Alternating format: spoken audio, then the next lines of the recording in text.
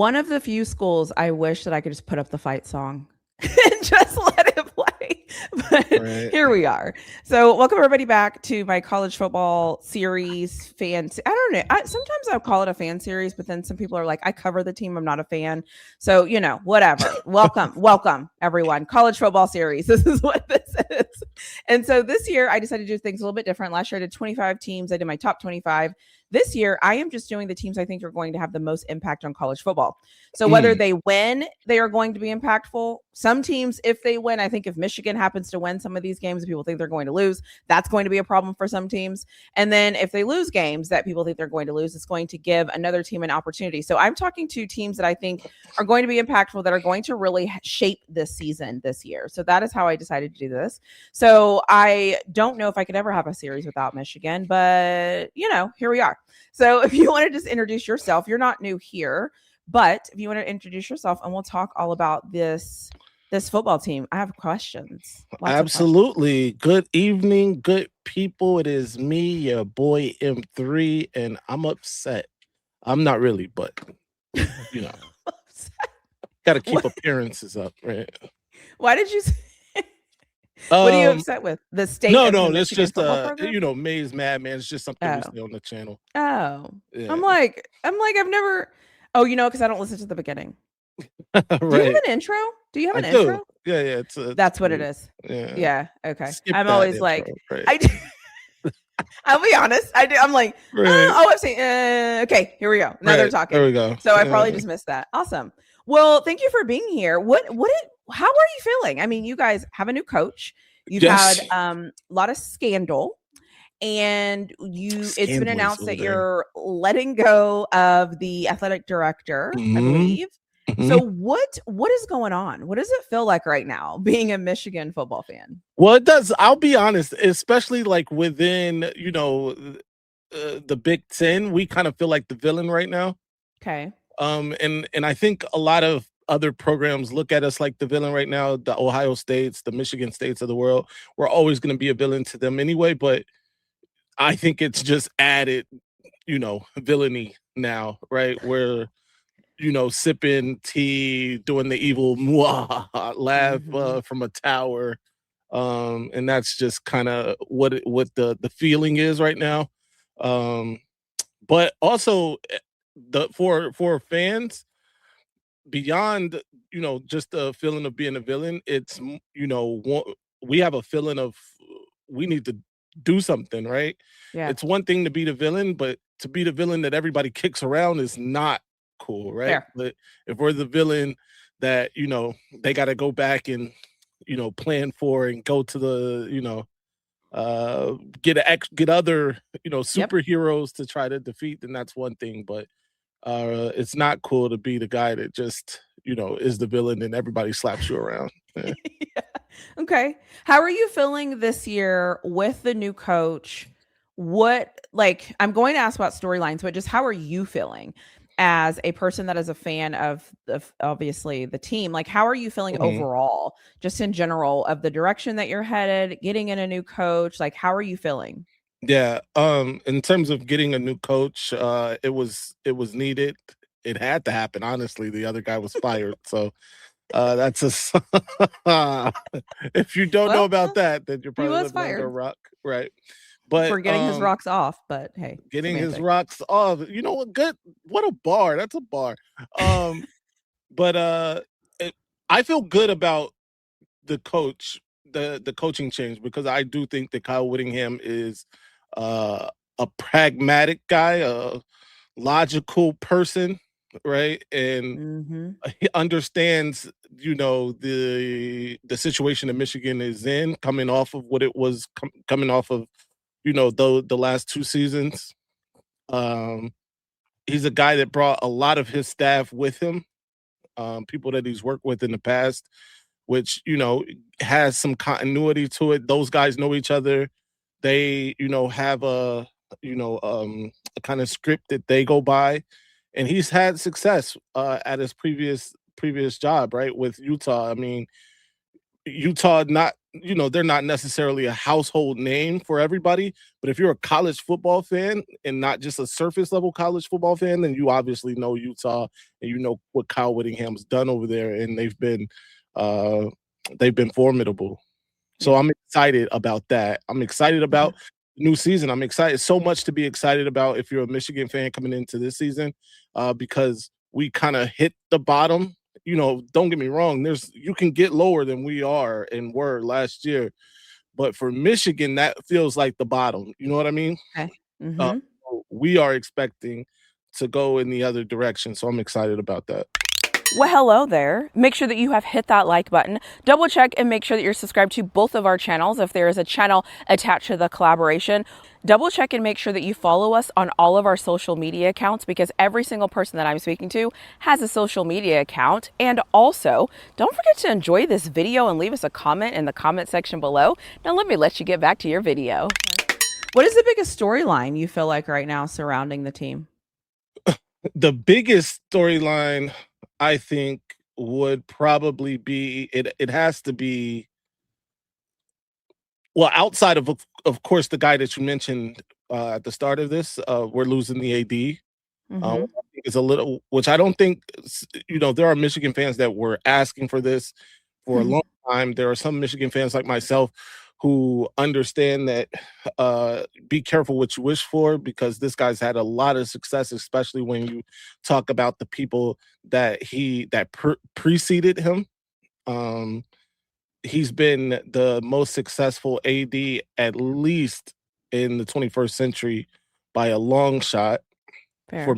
for Michigan. Um, so that storyline is a big one. Don't get me wrong, but in terms of the actual football, I think the biggest storyline is obviously the sophomore quarterback, Bryce Underwood, and how he's going to look, coming into the season. He was the number one overall recruit a couple of years ago, Yeah. a couple seasons ago. Michigan landed him. Last year, he starts every game as a true freshman, which is a big deal, but he was a bit underwhelming.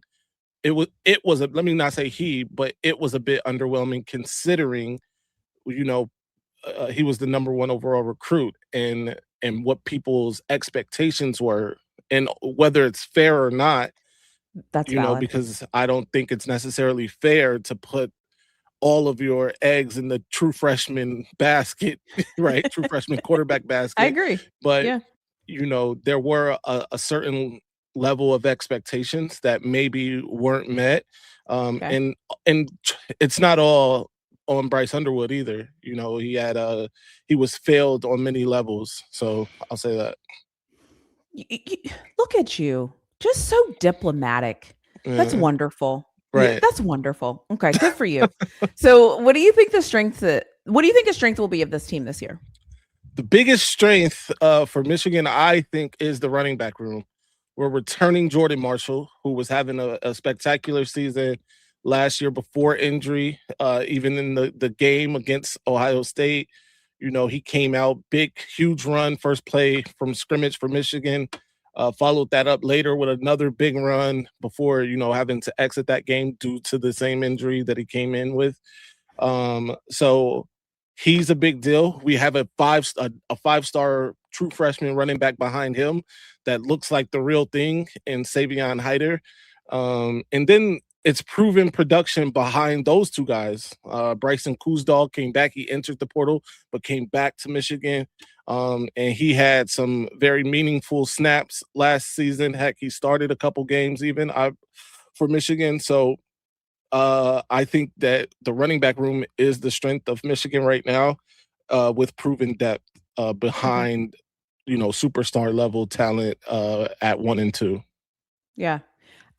Michigan's offensive line, this I didn't prepare you for this, but you're a smart guy. No, Michigan's offensive line this year, how are they looking at usually they have a pretty good offensive line, that's standard. Yeah. I know Whittingham also usually has good offensive lines too. So I was just curious,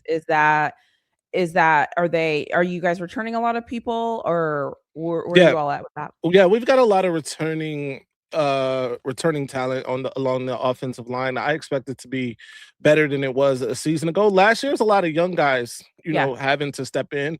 This year it's gonna be. They're still kind of young. We're getting and I hate to keep mentioning 5 stars to people out there, but we're getting a 5-star, the highest ever rated offensive lineman to commit to Michigan. He's going to be back. Okay. He missed all of last season due to Okay. injury, torn ACL. And Andrew Babalola, big deal a couple seasons ago, came in the same class as Bryce Underwood. So Okay. this will technically be a redshirt freshman season for him, but he's a big deal. He's 100% healthy. That just was released last week. So that's going to be big. Yeah, I think the offensive line, with the addition of Babalola and some other talent, there's some other young talent there. Okay. I think it's going to be a bright spot for Michigan, even if some of it is unproven. Okay. Yeah. And then what are you the most concerned about when you look at this team? I'm most concerned about the linebacker, if I'm being honest. We lost a great linebacker, Cole Sullivan, to Oklahoma. Those thieves stole Cole Sullivan from us. Jimmy Rolder and Jayshawn Barham are in the NFL now. So it's a lot of unproven guys at linebacker for us. Don't get me wrong, that's another area where Michigan has some talent. Nathaniel Owusu-Boateng, who I've interviewed on my channel. Markel Dabney is a young freshman I also interviewed on my channel. It's some guy. Mason Curtis is a talented guy. We have Bowles, whose father coached in the NFL or coaches in the NFL. Mm-hmm. So there's some talent there, but again, we're talking about guys that haven't proved anything. And linebacker is an important position. It's almost like quarterback to a certain degree for defense, right? Because especially Mike linebacker, but it's not one of those plug and play positions, right? You don't just, hey, go over here, play linebacker, and everything's going to be all right. So I think that's going to be an area that I have an eye that I'll be watching out for with camp about to start. That's what I'm going to be listening for, how the linebackers are playing and progressing. So that's the area I have the most concern about. Okay. What is something like outside of the fan base that you feel like people misunderstand about Michigan, or maybe they just don't talk about enough when it comes to Michigan, that you see as a Michigan fan that you're like, you guys, come on, like, let's get focused here? Yeah, I think one thing that, like, Michigan's the winningest program in college football history. All right.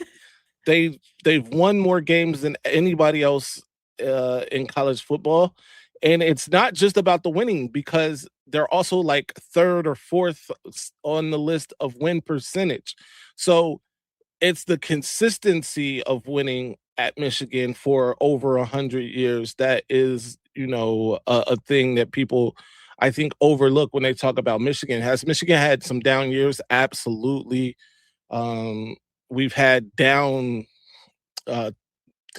tenures, if you will, right? There's the Rich Rod era, there's the Brady Hoke era. Those 2 eras in the modern day are ones that come to mind for most people. And now you can add this latest guy, who I will not name, add that era to the mix, right? But in between those eras, you have Jim Harbaugh's era. Now, argument can be made about his era and the unwanted attention that it brought to the university, but certainly not about the level of competition or the success that he had, right? Especially in the later years. Lloyd Carr's era, I think the biggest knock on Lloyd Carr would probably be his underachieving. Even though he won a national championship, he had undefeated season. But there were years where he had more talent than everybody probably in the Big Ten, and came up a little short. But those 2 eras encapsulate other down errors that I just Yeah. that I named. And I think in the modern day that's the biggest thing.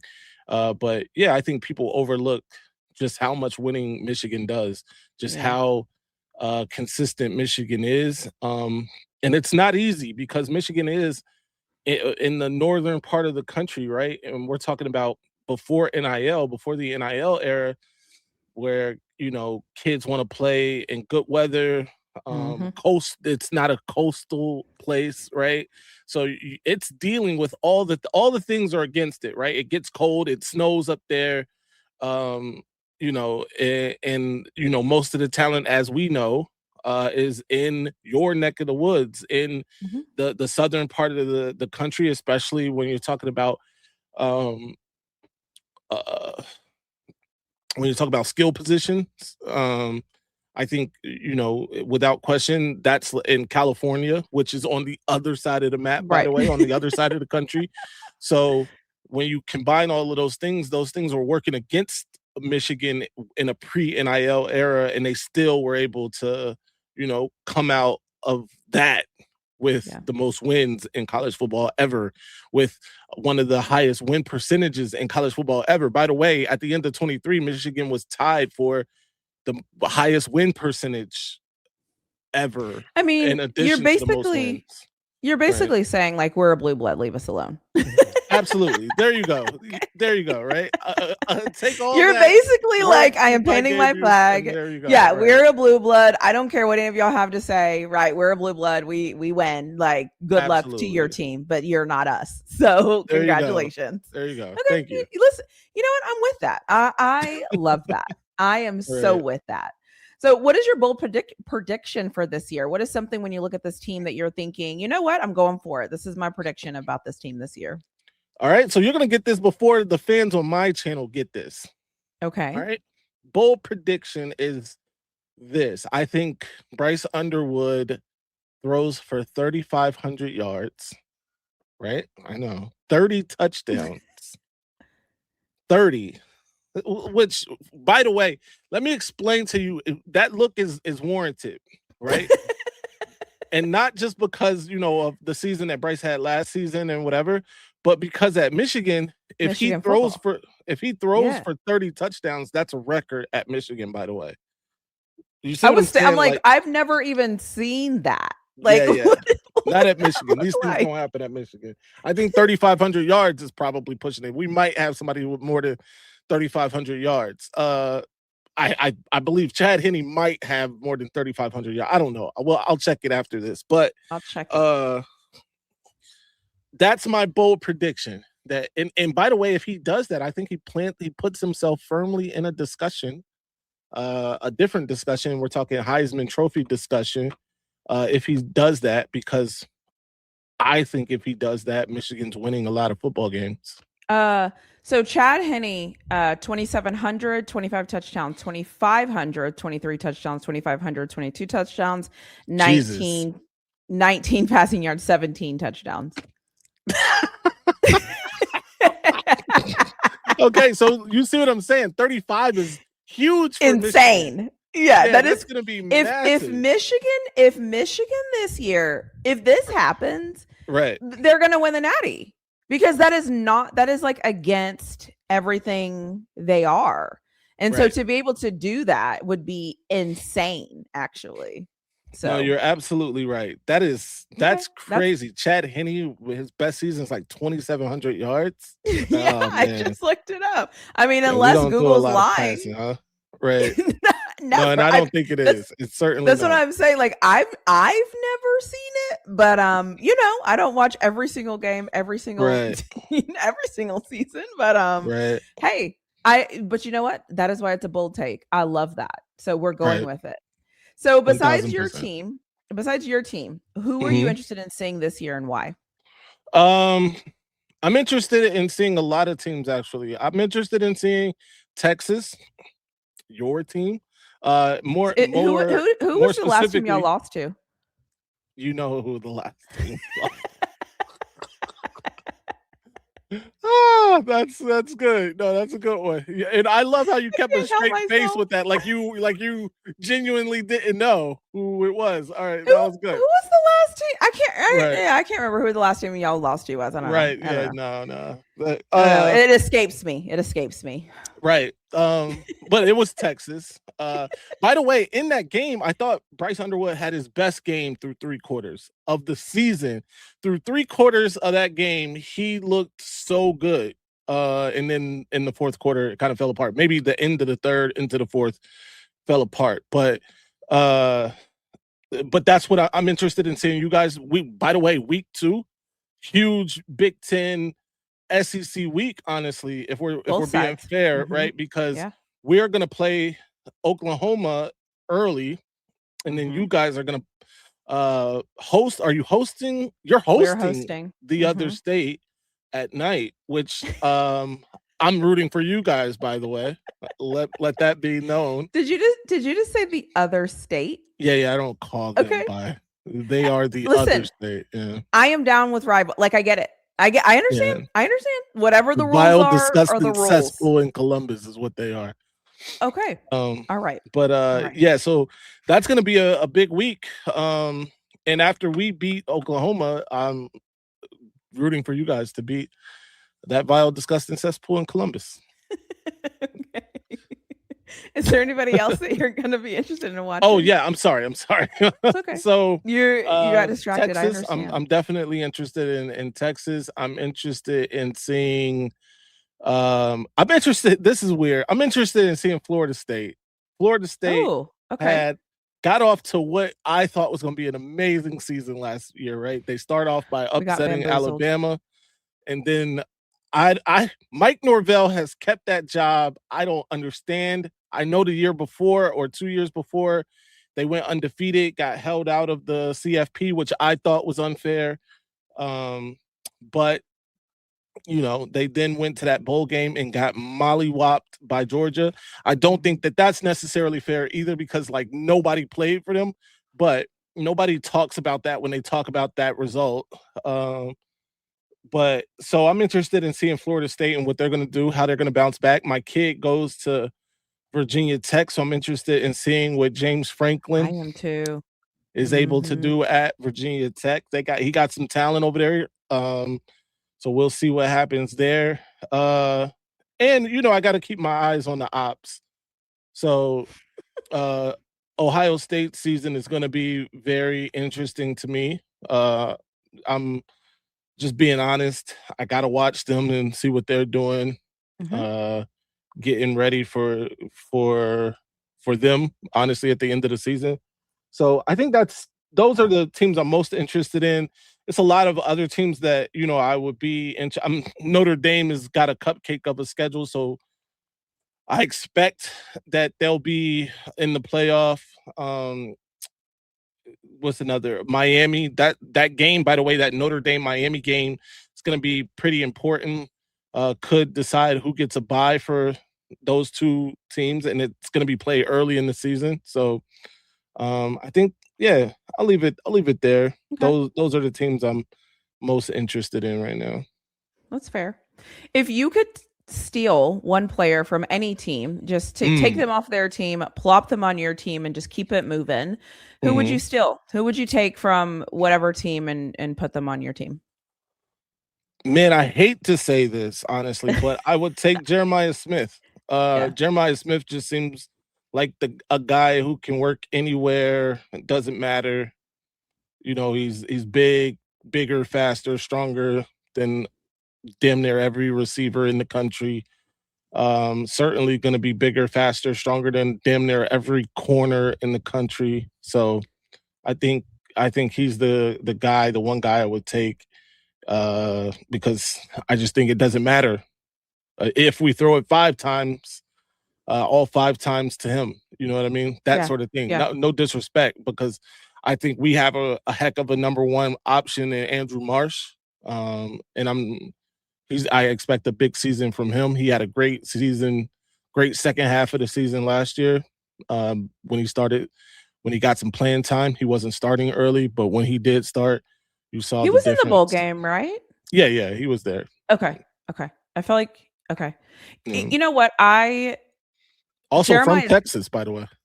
Yeah, that's why I was like, that name sounded Mhm. familiar. I mean, I commend you for saying Jeremiah Smith. In a lot of for a lot of teams, he's probably the answer. Mhm. So, but some people need defense. So some people are like, I would Yeah. take him. Don't get me wrong, I wouldn't say no.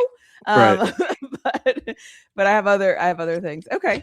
So, what 3 words do you hope to find the season this year? What 3 words are you thinking that don't include winning, championship, natty, or things like that? Are you thinking if these 3 words define us, we're going to be okay?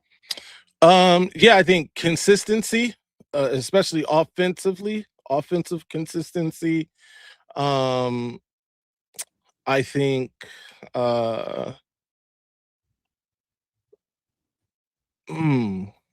consistency really covers a lot, but I'd say consistency, great coaching. I know that's kind of 2 words. Okay. Uh, but I'd say consistency, great coaching, and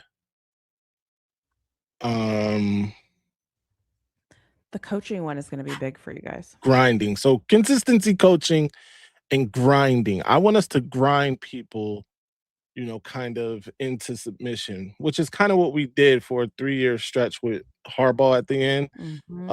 I know what's my guy from Fox? He kind of came up with the boa constrictor term for Michigan during that span. And and I like to call it grinding. We kind of grinded people into submission during that run. And so I want to get back to that a little bit. So I'd say that consistency, coaching, grinding. I just looked up has anybody at Michigan ever had 3,500 passing yards? And the answer is no. However, Jesus. John Navarro. Yeah. He threw for 33-31. Okay. In 2003. So he had just 31 FYI. touchdowns? No, I don't know how many touchdowns. 3,300 yards and 3,331 yards. All right, got you. 33. Yeah. All right. So I thought I would look that up for you. Well, I appreciate it. Right. Yeah. So Bryce can etch his name into the record books in 2 categories this season, because I'm pretty sure the most touchdowns is like 27. Yeah. And then if he does for 30, that would be a record, I believe. So it looks like singles Elvis Garbach. Yeah. Okay. Elvis He Garbach. had 20. He had 25 and 91, and Wow. Henny had 25 in 2004. We are not impressive when it comes to these raw numbers. Raw stats. Michigan quarterbacks are not very impressive. Yeah. So but they managed to win without it, though, and I think that matters. Like, I think that speaks to what you were saying, right? Is like it doesn't. The way we win is not how everybody else wins, and but that's also why we're good. So, just because I'm me, I just want to let you know, Colt McCoy had 34 for Texas. Quinn Ewers had 31 for Texas. Colt McCoy again in another year had 30 for Texas, and Chris Sims had 30 for Texas. I'm just, Are these touchdowns? Yeah. Of course, right, yeah. Because this is what I do, okay? This is what I do. Well, anyways, I remember a time before you guys moved to the SEC where the Big 12, you guys did put up a lot of points. There wasn't a lot of defense being played over there. No disrespect. But those Texas Tech teams were scored a bunch, and 56 and absolutely, yeah. But it was good. It was fun watching it for sure. Yeah. Awesome. Well, my last and final question is, and no, you can't stay Ohio State. Who on your schedule do you have to win against this year? Like, there's teams, I feel like in every football season, there's teams where you're like, oh, they lost to them. Okay. All right. I can see it. But there's other teams where you're like, we cannot lose to them. Like, if we lose to anybody this year, it can't be them. Who is that for you this year? Okay. I know the obvious. So that's why. Yeah. So that's what I was going to say. It's obvious ones, Ohio State and Michigan State. Heck, Oregon, I don't necessarily think is a team that we're like, we can't lose to them. In fact, I expect them to beat us. We got to travel to Autzen. Indiana is another one of those teams we play this year. The schedule is pretty brutal. Is it at home or away?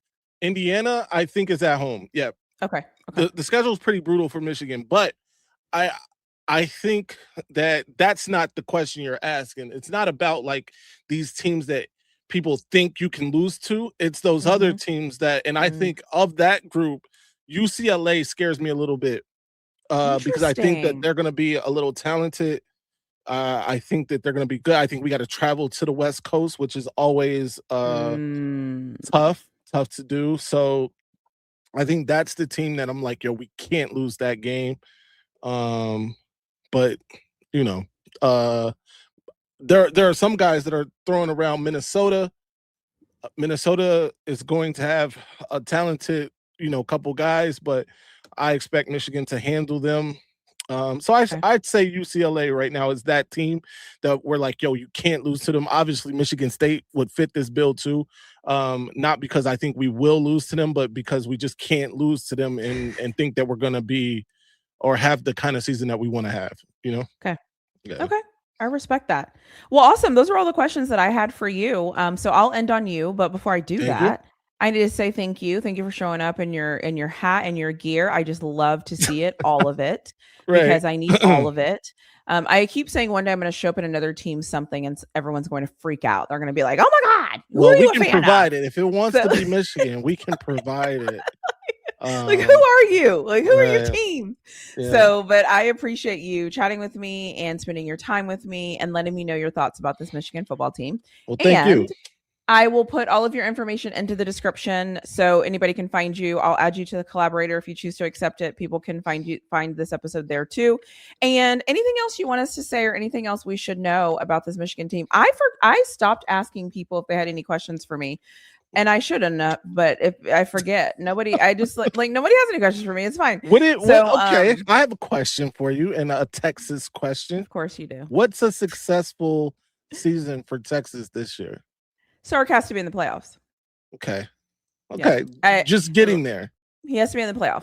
You guys, minimum. Well, obviously you weren't in the playoff. You played us. You weren't in the playoff.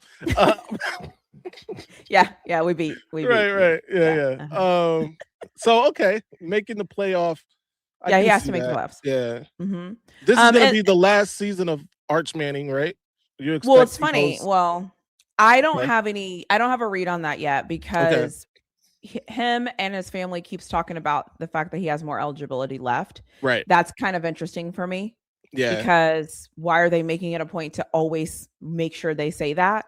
And I've also heard some conversations with Sark randomly where he'll be like, yeah, well, if this is Arch's last year or, he has another year. So like, where there's smoke, there's always usually a fire. Now, if he, if the season goes like they all want it to go, he's probably going to come out for sure. But like, you just never know. He's making so much money to play college football. I'm gonna be honest with you. If I was a college football athlete at that level, I would stay as long as possible. Right. Because the NFL it's not fun. You know what I mean? It's like, because it's a real business. So that's just that's real. Yeah. Okay. All right. I can live with that. I'll take that. Yeah. Good. Well, I'm glad that you'll accept it. I'll accept it. It's acceptable. All right. Okay. I love that. Yeah. And my bold take is this is going to piss some people off. I'm not going to say it. No, Cam Coleman's going to have a better season than Jeremiah Smith. Oh, you know what? Cam Coleman, man. See, and that's another thing you guys beat us for. I wanted Cam Coleman in Michigan so bad. But, obviously it makes sense for him to go to a place where they are known to pass the ball, as you said, 34 touchdowns, 31 touchdowns, 30 touchdowns a couple times. I also too, you're mature enough to understand this because you watch football for real.